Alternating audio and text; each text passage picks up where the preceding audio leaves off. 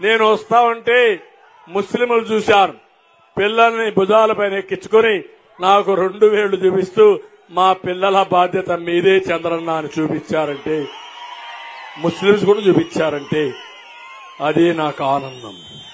ఒక విషయం గుర్తుపెట్టుకోండి, ఈరోజు 3 పార్టీలు కలిసి వస్తున్నాం మీ ముందుకి. జనసేన, జన సైనికులు, పవన్ కళ్యాణ్ గారు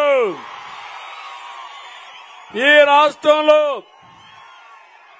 ప్రభుత్వ వ్యతిరేక ఓటు చీలకూడదని, పొత్తులుండాలని మొట్టమొదటిసారిగా చెప్పిన వ్యక్తి జనసేన అధ్యక్షుడు పవన్ కళ్యాణ్ గారు. అవునా కాదా? అవునా కాదా? రెండోది, రాష్ట్రం అప్పుల పాలైపోయాం. 13 లక్షల కోట్ల రూపాయల అప్పులు. రేపు కేంద్రంలో మళ్లీ ఎన్డీఏ ప్రభుత్వం వస్తుంది.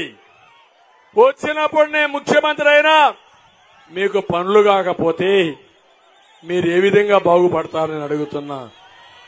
హైదరాబాద్ ని ఎవరు అభివృద్ధి చేశారు తమ్ముళ్ళు అని మిమ్మల్ని అడుగుతున్నా. ఎవరు చేశారు? నేనే కదా. అది ఇప్పుడు తెలంగాణకి వెళ్ళింది. మళ్లీ మన